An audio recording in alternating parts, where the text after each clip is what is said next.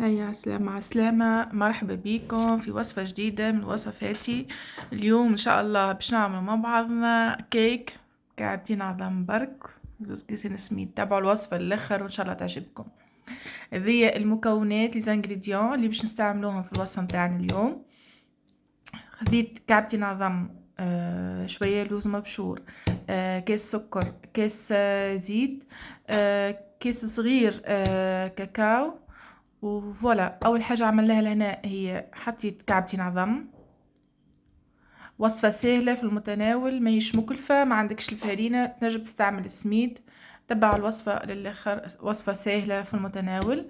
ما تنسوش الاشتراك في القناه مع تفعيل زر الجرس باش يوصلكم ديما كل جديد، وان شاء الله تعجبكم الوصفه. كما تشوفوا لهنا بالنسبه للسكر حسب الطلب، انا ما عملتش كيس كامل سكر، منحبهاش تبدا حلوه برشا. الورا حطيت نصف كيس سكر مع كعبتين عظم، ركضتهم مليح. زدت عليهم كيس زيت كما تشوفوا لهنا في الفيديو. ولا بيان سور ديما مع التحريك، ومعاهم كيس حليب. ومن بعد باش نحركهم الكلهم، نركضهم مع بعضهم. ولا ركضناهم مليح. انا بيان سور السكر والعظم لازمهم يتركضوا بالكدا بالكدا، معناتها بالباتور الا حتى باليدين، معناتها ما تشتش برشا وقت وماهيش متعبه، جست هكا شويه ركضان. هذا عملت باك خميره، باك خميره صغير معناتها عادي. باك ويكفي، ما نصورش كان باش تعملوا اكثر ما حكايه فارغه. ولا لهنا خلطت المزيج الكل مع بعضه. ومن بعد بشويه بشويه حطيت لهنا اول كيس سميد، ونحركه مليح مليح، نخلو السميد يتمزج مع الخليط. هذا الكيس الثاني.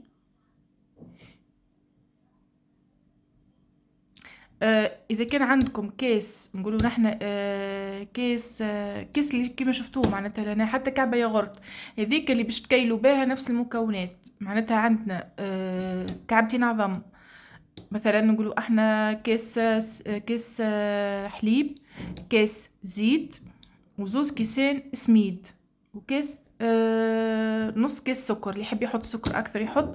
ولهنا حطيت الكاكاو وبديت نخلط فيها بشويه بشويه. لهنا كما قلت لكم زوز كيسين سميد، كعبتين عظم، تخرج ابن كيك واسهل كيك. وهذه اسهل واسرع وصفه اقتصاديه عطيتها لكم بالسميد. مثلا مش فرينه لورا نعملوه بالسميد، يجي بنين يجي خفيف، ما نحكي لكمش معناتها على الخفه متاعه. ولا لهنا حاطين كل شيء مع بعضهم، الانغريديون كل حاضرين. شوفوا محلاها ان شاء الله اللون يشرح. ان شاء الله تعجبكم الوصفه، ان شاء الله تنال اعجابكم. ما تنسوش ديما تفعيل الجرس. لهنا خديت القوالب حطيت فيها من غير ما نحطوا الزيت، ما تستحقش، جست نحطوا الخليط متاعنا. مي قبل ما نحطوا الخليط نحلوا الفور في درجة 180 درجة، ونخلوه يسخن باش كيف نحطوا الكيك متاعنا يعود الفور سخون باش في ساعة ما تطيب، معناتها ما تشدش برشا وقت. ان شاء الله يعجبكم الفيديو. انا لهنا معناتها اذا كان عجبكم الفيديو، عجبتكم فيديوهاتي، ادخلوا تفرجوا في القناة. عندي برشا فيديوهات محلاهم، عندي برشا وصفات جديدة.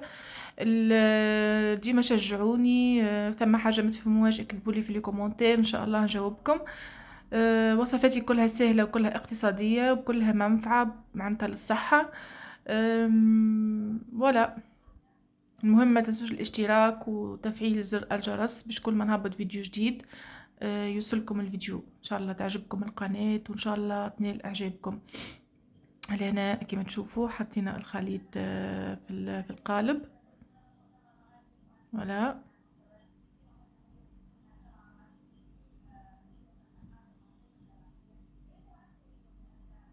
كما تشوفوا لهنا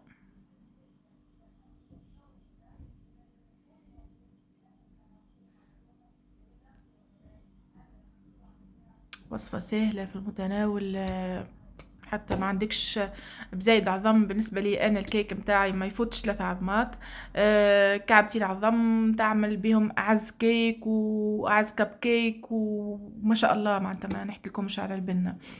نخليكم مع الفيديو ان شاء الله ينال اعجابكم.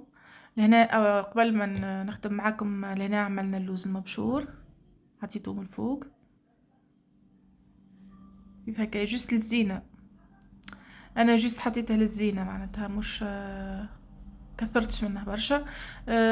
تنجموا تستغنوا عليه، مش بالضروره باش تحطوه عادي. لهنا بالطبيعه ما عبيتهاش الكلها، خاطر بعد كي باش تطيب باش تزيد تتنفش الكيكه. لهنا حطيت الزبده قبل ما نحط الخليط باش ما تلصقش ليا، ديك اللي في القالب ديك الزبده. فوالا، خليكم هنا تتبعوا الفيديو.